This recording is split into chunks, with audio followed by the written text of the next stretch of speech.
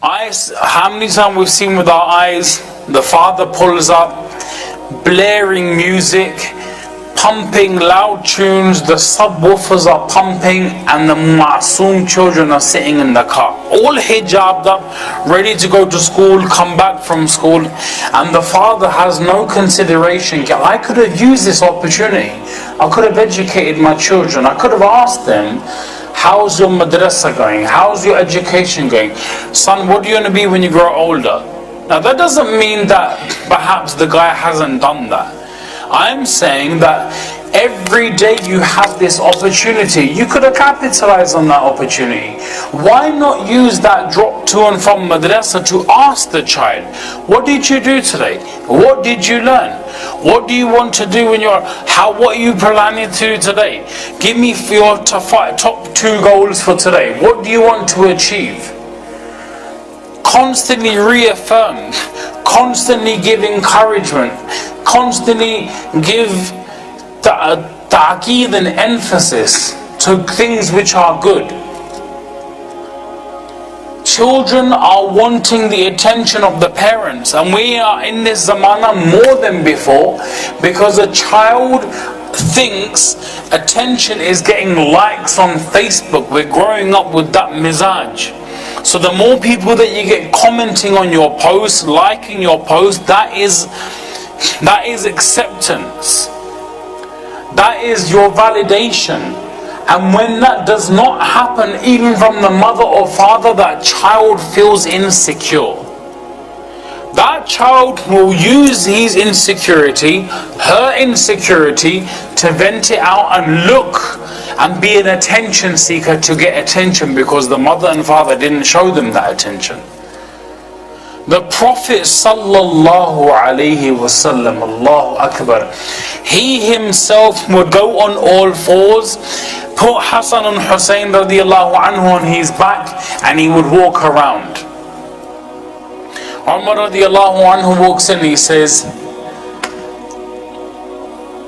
what a great conveyance. Meaning he's bigging up the Prophet to say how fortunate Hassan and Husayna radiallahu anhuma that they are sitting on the back of the Prophet sallallahu alaihi, and he's walking around and Hassan and Hussein on the back. Can you imagine Mufti Sahib doing this, bichara? Hafiz Sahib, if I did this, someone would say, Yaar, is that the Shaykh? Is he doing the bayan? That guy there, that guy. He's doing the speech. Ek Maulvi hai yaar. Maulvi sahab, chal tasbih, chal Quran. Like our thinking is really distorted. So we have to remind ourselves of these hadith. Another one, I'll remind you now, I've said that, let me finish here first. So Umar radiallahu anhu, he said, what a great conveyance. He said, Umar, no. What great passengers. Showing affection. I love them. And he would call them in a gathering, give them a kiss. Someone did that because we have an image, a persona, and a thing that I want people to see. MashaAllah, public you are one figure, private you are another figure. How many people become badanam bechare? In public they have a rob, and behind, Allah maaf farmaye, check their IP address, what on earth they're doing. But Tawbah Allah Ta'ala maaf farmaye. May Allah save us. May Allah Ta'ala give us tawfiq that Allah Ta'ala make islah of our batin and bring that on our zahir. Let it not be that we have a sense of astaghfirullah, of hypocrisy or double standard. While I'm touching on this, because I mentioned about children and parents, and I said how the Prophet ﷺ himself, so don't think it's unmanly, I have to go in there with rob and show who's boss. No, that's not. Yes, there is, you are the man of the house, undoubtedly. You've got a maqam, you've got a position, you've got authority. But that doesn't mean you cannot connect with those children. That was a golden opportunity I mentioned in the car. If you didn't do that, connect at home.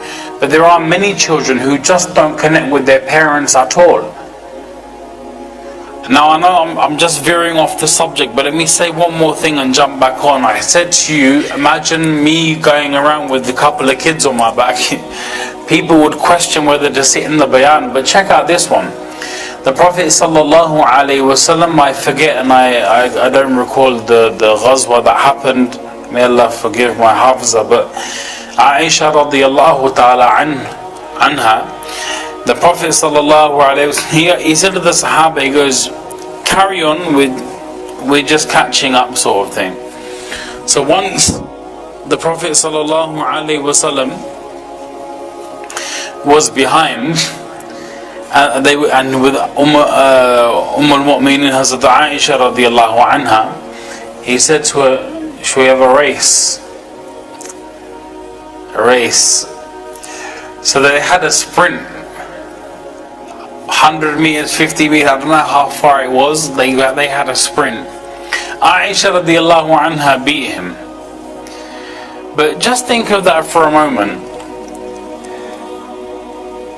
If you saw bichare local Imam Sahib running with his wife, he'd be badnaam bichara, wouldn't he? Let's be honest.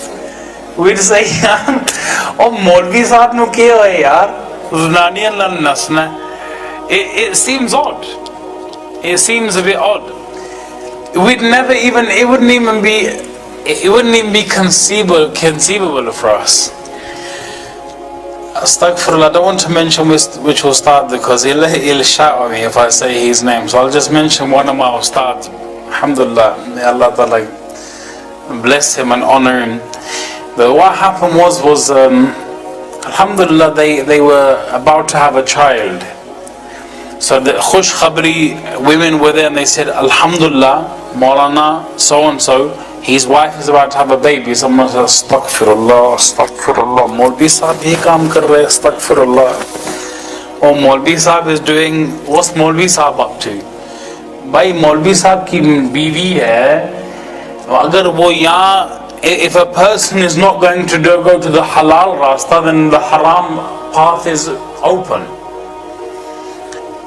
Because it's quite a vast thing and you need to tackle on a different few things. It's not easy to convey this message, especially when the message is so deep rooted that money is success, cars are success, buildings are success. Our family even tell us, if you don't have a good education, you're going to be bagharat for your whole life. Oh, look at their children, look how proud they made their parents. Look at the money they've got. Who are you? What are you going to become? What have you got? How are you going to show your face in society? And parents think the more they nag us, they're going to get results. And it creates enmity. And then what does that make us feel? If I don't achieve this, I'm going to be hated. So you grow up with an inferiority complex. Our parents psychologically damage us because of their own insecurities. And I don't need you to nod your heads, but I know for a fact 90% of the people have gone through this. You get some form of psychological abuse. You're not loved if you're not producing money, you're not producing results. If you haven't got a good job, you'll always be looked at as the sheep of the family. This one didn't get education, lekin masha, this is putar, mashallah. He's got a real job.